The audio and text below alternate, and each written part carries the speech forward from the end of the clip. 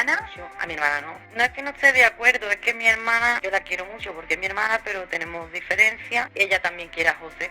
Sabe que él tiene un corazón grande, que es muy bueno. A pesar de todo lo que hemos pasado y todo, ella lo quiere. Pero yo no tengo mucha confianza en mi hermana.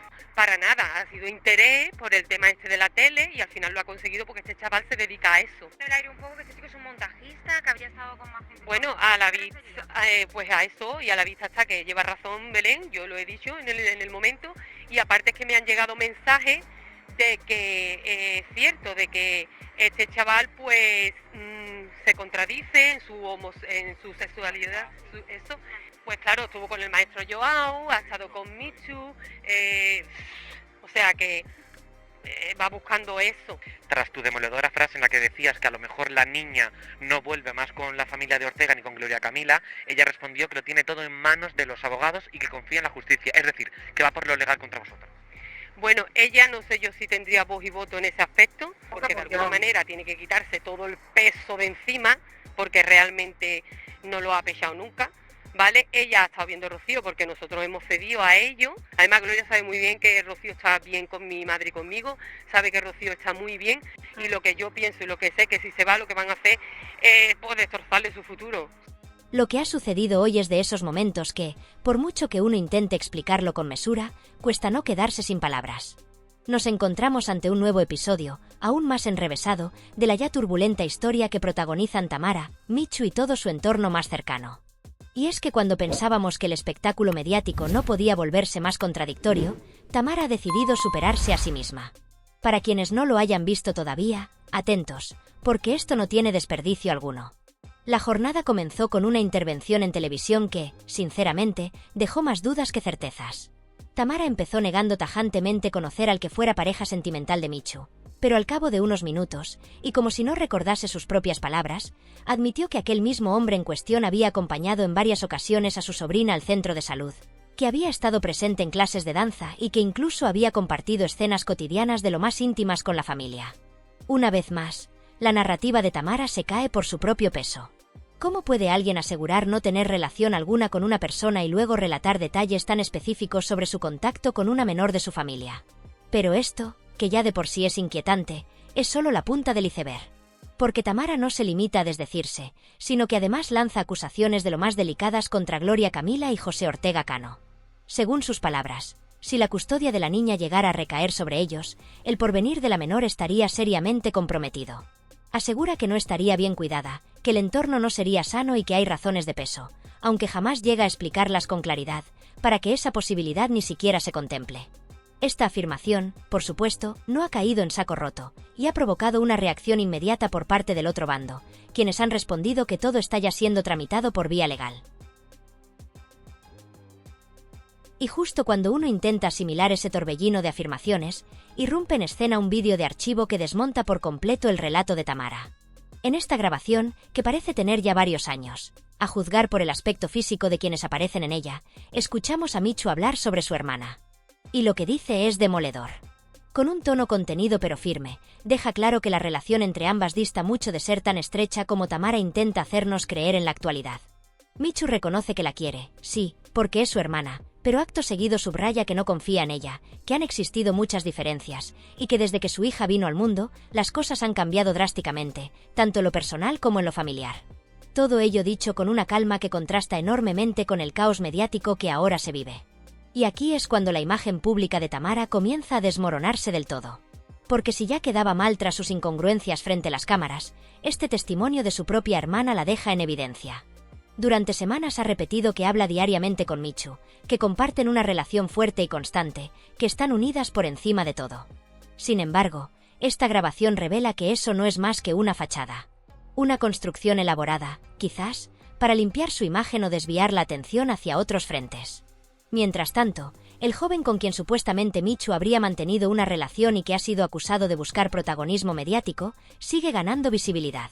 Tamara ha intentado desacreditarlo calificándolo de oportunista, asegurando que tiene un historial televisivo cuestionable, e incluso insinuando que ha estado vinculado a personas del mundo del espectáculo como el maestro Joao. Pero por mucho que intente desacreditarlo, lo cierto es que han aparecido pruebas visuales que confirman que ambos compartieron momentos juntos. No solo hay imágenes de ellos en una misma cama o paseando por parques, sino que el propio joven ha dado detalles que Tamara, a su manera, ha confirmado sin querer. Negó conocerlo, pero admitió que llevó a su sobrina al médico y que la acompañó a diversas actividades. Entonces, ¿en qué quedamos? Y no solo es Tamara quien queda retratada. El silencio que Gloria Camila ha mantenido en todo este asunto, lejos de ser pasividad, parece esconder una estrategia legal. Personas cercanas a ella afirman que su intención es que la justicia se encargue de todo, y que ya está todo en manos de sus abogados. Frente a eso, Tamara, que en ningún momento ha demostrado una implicación directa o sostenida en la vida de la niña, pretende tener voz y voto. Resulta chocante que quien ha estado más pendiente de los platós que de su propia familia ahora exija ser escuchada como referente moral. Hay, además, otro detalle que no puede pasarse por alto. Las constantes quejas de Tamara sobre supuestos actos vandálicos en su barrio, como ruedas pinchadas o pintadas en la fachada de su vivienda, solo contribuyen a crear una atmósfera de victimismo difícil de sostener. ¿Realmente vive en un entorno tan hostil? ¿O está tratando de generar lástima para redirigir el foco? Lo cierto es que al escuchar sus declaraciones y contrastarlas con lo que afirman otros protagonistas, la coherencia brilla por su ausencia. Y mientras todo esto sigue ocurriendo en los medios, mientras cada día aparece una declaración nueva que desmiente a la anterior, mientras las contradicciones de Tamara se multiplican como si fueran parte del guión de una mala telenovela, muchos de los rostros habituales del mundo del espectáculo, los periodistas especializados en crónica social, los tertulianos que llevan años cubriendo este tipo de conflictos, incluso algunos que han sido cercanos a las protagonistas en otras etapas, empiezan a exteriorizar lo que hasta hace poco se comentaba solo en voz baja: el cansancio. Un agotamiento generalizado que ya no puede disimularse ni maquillarse con una sonrisa o una frase políticamente correcta. Se han empezado a escuchar comentarios que antes no se pronunciaban abiertamente. Se preguntan, sin rodeos, si es responsable seguir concediendo minutos de televisión, portadas de revistas y titulares digitales a una persona que cambia su versión constantemente, que se contradice en cada intervención pública, que parece incapaz de sostener una narrativa sólida más allá de unos cuantos minutos en pantalla. Lo que antes se consideraba un simple espectáculo o un juego de egos entre personajes mediáticos, ha comenzado a ser percibido como un problema serio, un escenario que roza la irresponsabilidad ética, y que está empezando a incomodar incluso a aquellos que viven de la polémica ajena. Porque hay algo que va mucho más allá del drama televisado y de los enfrentamientos familiares expuestos en horario de máxima audiencia. Lo que se está poniendo en juego, cada vez que se emite uno de estos programas, no es solo la imagen pública de unos cuantos famosos, sino la salud emocional, la tranquilidad mental y el futuro jurídico de una niña que, sin haberlo pedido, se ha visto arrastrada al centro de un conflicto que no comprende y que probablemente le marcará durante años. Y es precisamente ahí donde el discurso cambia de tono, donde la indignación supera al morbo, y donde quienes alguna vez encontraron entretenimiento en este tipo de historias, ahora exigen, al menos, un mínimo de responsabilidad, una mínima coherencia, un mínimo de humanidad. No se puede seguir dando cobertura a una figura que acusa a su entorno sin aportar pruebas, que modifica sus palabras según la reacción del público, que adapta sus emociones a los focos. No se puede permitir que un relato tan frágil se repita una y otra vez como si tuviera algún tipo de legitimidad, solo porque quien lo emite llora en directo o pone cara de víctima. Y sobre todo, no se puede permitir que una menor siga siendo utilizada como herramienta de disputa entre adultos que ya no buscan justicia, sino exposición. Lo más perturbador de todo esto es que, a pesar de la gravedad del asunto, la frialdad con la que se está gestionando resulta casi escalofriante. Tamara, que insiste en que todo lo hace por proteger a su familia, por defender a su sobrina, por evitar que caiga en manos de quienes considera inadecuados, no ha tenido reparo en aparecer en televisión el mismo día que su hermana atravesaba un momento especialmente doloroso, para lanzar acusaciones que no solo no suman, sino que hieren. Y lo hizo con una aparente normalidad que ha sorprendido incluso a quienes están acostumbrados a las guerras familiares en pantalla. Porque no se puede hablar de amor fraternal mientras se destruye públicamente a esa misma hermana. No se puede hablar de compromiso afectivo cuando el micrófono se convierte en un arma de doble filo. No se puede hablar de querer a alguien mientras se colabora, activamente, en la humillación y el desprestigio del otro. Y por eso, cada vez son más los que se preguntan si Tamara está realmente en condiciones de hablar de custodia, de cuidado, de derechos sobre un menor, cuando sus propias acciones demuestran una desconexión absoluta con lo que significa el verdadero compromiso familiar. Porque al final, el amor no se proclama en una entrevista. El amor se demuestra en silencio, acompañando, estando presente cuando no hay cámaras, tomando decisiones que protejan y no que expongan. Pero lo que hemos visto hasta ahora no es amor. Es un relato construido para encajar en un plató, una versión diseñada para provocar lástima o simpatía, según convenga. Y lo más triste de todo es que muchos aún no se atreven a decirlo con todas las letras, pero lo piensan. Tamara ha convertido el dolor en contenido, la discordia en espectáculo y el sufrimiento ajeno en estrategia. Y eso, en cualquier contexto, es inaceptable. Por eso resulta tan revelador que, justo en estos días, haya aparecido un vídeo de archivo donde Michu, esa hermana que ahora Tamara dice querer con locura, expone, con calma pero con claridad, que entre ellas las cosas no han sido nunca tan idílicas como ahora se pretende mostrar. Que siempre han existido diferencias, que la confianza se rompió hace tiempo, y que desde que su hija nació, todo ha cambiado radicalmente. Michu no grita, no insulta, no dramatiza. Habla desde el dolor real, desde la desilusión, y sobre todo, desde un lugar mucho más honesto del que Tamara ha mostrado en sus recientes apariciones. Y entonces, cuando uno ve ese testimonio, cuando escucha a Michu describir la relación con su hermana desde la distancia emocional, todo el relato que Tamara ha intentado imponer se desmorona. Porque los recuerdos no coinciden. Porque las versiones no encajan. Porque la narrativa del afecto constante y la unión fraternal diaria queda desmontada por las propias palabras de quien debería ser su mayor aliada. En ese contexto, resulta casi ofensivo que Tamara continúe cargando contra Gloria Camila y Ortega Cano, personas a las que señala como un peligro para la niña, sin ofrecer pruebas más allá de sus propias percepciones, mientras su propio rol como figura protectora es, cuando menos, cuestionable. Porque quien ha estado ausente, quien ha priorizado su presencia en platós antes que en el entorno real de la menor, quien ha utilizado cada conflicto para ganar pantalla, ha sido ella. Y no lo dicen los enemigos, lo dicen los hechos. Y en medio de todo este desastre emocional, jurídico y mediático, algunos aún se preguntan si el público no tiene también una parte de responsabilidad por seguir consumiendo este tipo de contenido. Porque mientras se viralizan los vídeos, mientras se comparten los fragmentos más escandalosos, mientras se comentan las frases más hirientes, se olvida que detrás de cada palabra hay una niña creciendo, observando, entendiendo, aunque sea de forma parcial, que su vida se ha convertido en un espectáculo para otros. Y eso, con el tiempo, deja huella. Por eso, aunque muchos intuyen que este culebrón aún tiene capítulos por delante, aunque es probable que sigan saliendo vídeos, entrevistas, pruebas cruzadas y declaraciones exclusivas, hay una verdad que ya nadie puede negar. Este caso ha dejado de ser un simple conflicto familiar para convertirse en el espejo de todo lo que está mal en la forma en que se construyen las historias en la televisión actual.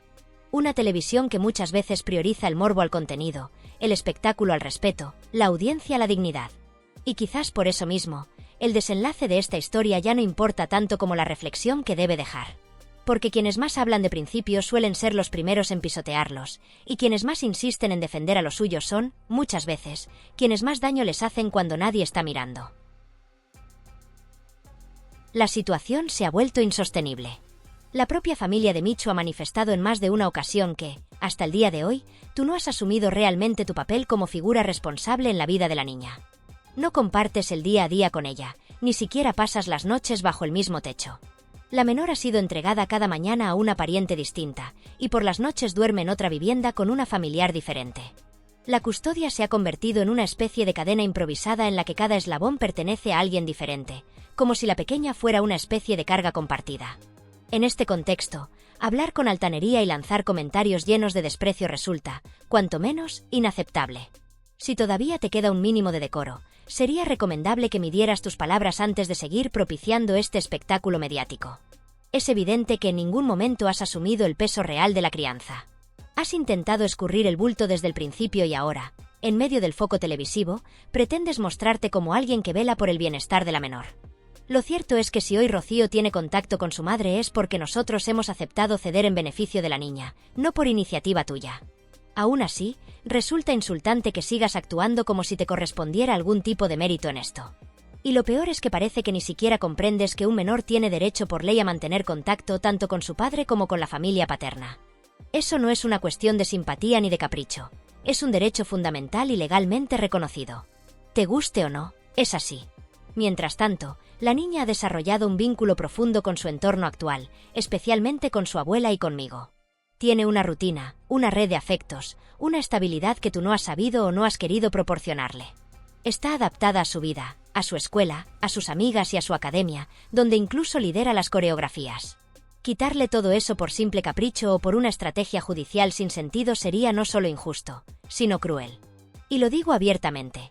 Si se le obliga a romper con ese apego emocional tan fuerte que ha creado, su rendimiento escolar y emocional podría desplomarse. Y no se trata de suposiciones, se trata de prever lo evidente. Todo esto, además, sucede en medio de un contexto totalmente inadecuado. No hay una figura sólida que represente una autoridad constante en su vida. Entre la prima de por la mañana, la de por la noche, la abuela que ya no puede hacerse cargo y una falta de estabilidad clara, la situación se asemeja a un ir y venir sin rumbo. ¿A quién se le puede confiar la tutela de una menor en esas condiciones? Parece que estamos asistiendo a una parodia de lo que debería ser un proceso judicial serio y centrado en el bienestar de una niña. Es una realidad grotesca, y no me sorprende que haya quienes desde fuera no entiendan la magnitud del desastre. Mientras tanto, los episodios en los que te ves envuelta son cada vez más preocupantes. ¿Qué clase de vida llevas? Que te pinchan las ruedas del coche y te pintan la puerta de tu casa y lo tomas como si nada. ¿Qué tipo de entornos frecuentas para reaccionar con esa normalidad ante actos vandálicos? Ya lo arreglaré, dijiste, como si ese tipo de agresiones fueran pan de cada día. No denuncias, no alzas la voz en el medio de comunicación donde te invitan a hablar. Te limitas a restarle importancia, como si no fuera grave, como si una menor no fuera a verse influida por todo ese caos. El hecho de que no quieras aprovechar el altavoz que tienes para denunciar públicamente lo que te han hecho no solo te deja en evidencia, sino que demuestra que estás más preocupada por mantener una imagen o por proteger a quienes te rodean que por dar ejemplo.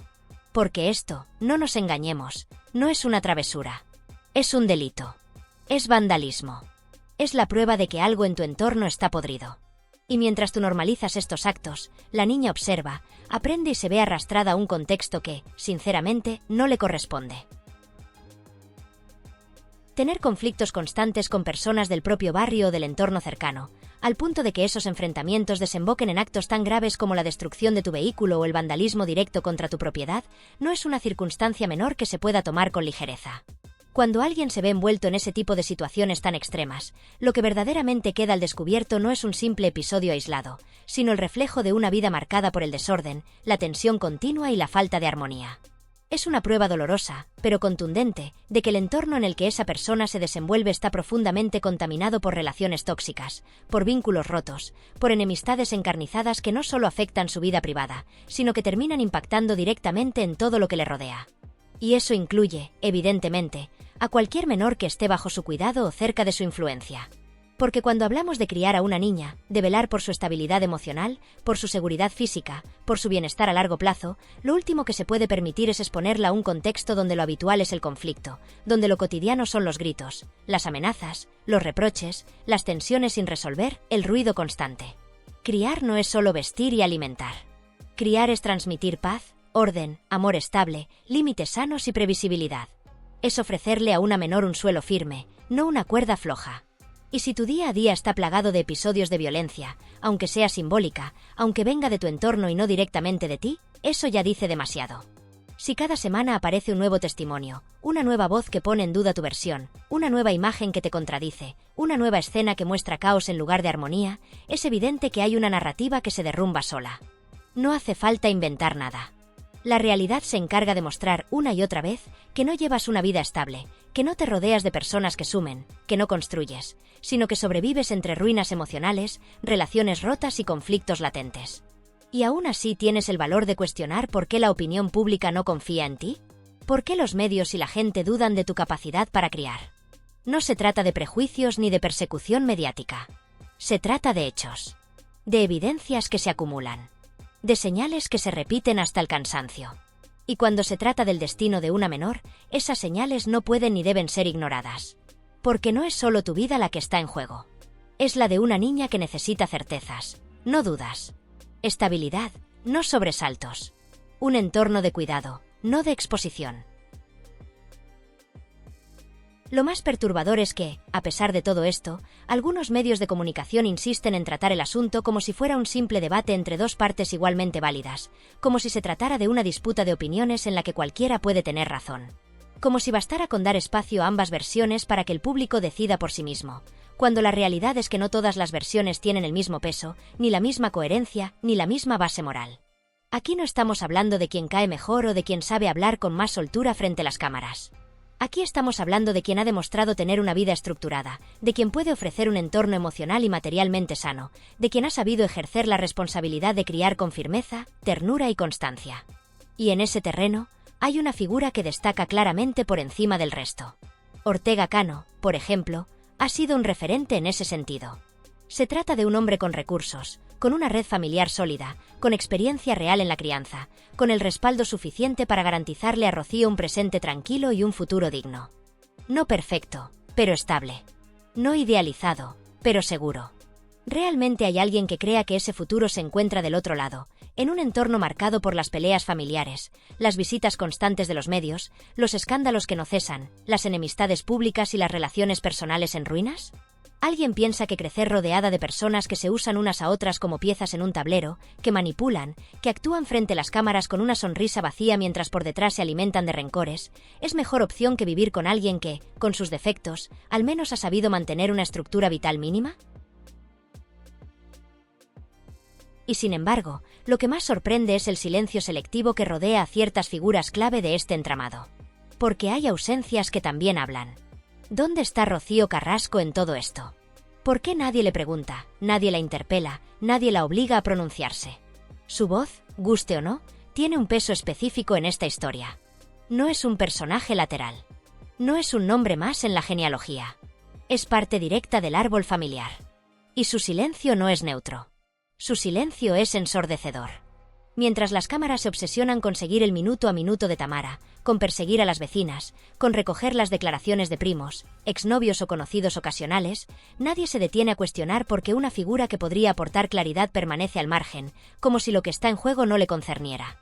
Esa omisión también configura el relato. También lo distorsiona. Porque permite que el foco se desvíe hacia lo superficial, hacia lo mediáticamente rentable, hacia la polémica vacía, mientras las preguntas verdaderamente importantes quedan sin respuesta. ¿Por qué ese silencio? ¿Por conveniencia? ¿Por estrategia? ¿Por miedo? No lo sabemos. Pero lo que sí sabemos es que callar, en este contexto, no es inocente. Es permitir que el relato se contamine sin aportar la voz que podría equilibrarlo. Y mientras todo eso ocurre, mientras se multiplican los reportajes, las exclusivas, los titulares rimbombantes, hay una niña en el centro de todo, una menor cuyo día a día transcurre en medio de un entorno cada vez más fragmentado, más hostil, más cargado de tensiones y de gritos que de abrazos sinceros. Un ambiente donde el desorden es la norma, donde la calma es solo una pose para Instagram, donde las prioridades están invertidas y donde la exposición mediática parece pesar más que la serenidad del hogar. Por más que se intente maquillar la realidad con palabras bonitas o con entrevistas emotivas, los hechos siguen ahí, inamovibles. Y los hechos dicen que ese no es el lugar donde una niña debe crecer. Por más que se repita que todo va bien, que todo se arreglará, que se limpiará la pintura del coche y que no fue para tanto, la verdad es otra. La verdad es que ese coche vandalizado no es solo un coche. Es un símbolo. Una señal de que lo que te rodea no está bien. Una advertencia clara de que no tienes el control sobre tu entorno, de que no puedes garantizar seguridad, ni paz, ni contención. Y si no puedes con eso, ¿cómo vas a criar? ¿Con qué autoridad? ¿Con qué ejemplo? Esto no es una simple disputa legal. No es una pelea entre adultos por una custodia. Es una cuestión ética profunda. Es una responsabilidad que no admite errores, que no se puede tomar a la ligera. Porque una infancia no se repite. Una infancia no se improvisa. No se experimenta con la estabilidad emocional de una menor. No se juega a ser madre cuando no se ha aprendido primero a ser adulta. Y por más que te esfuerces en seguir apareciendo en platós, por más que busques la validación pública a través de la simpatía o del relato victimista, el juicio verdadero no se hace en televisión. Se hace en el día a día. En lo que construyes con tus actos, no con tus palabras. Y ahí, lamentablemente, sigues quedando en deuda.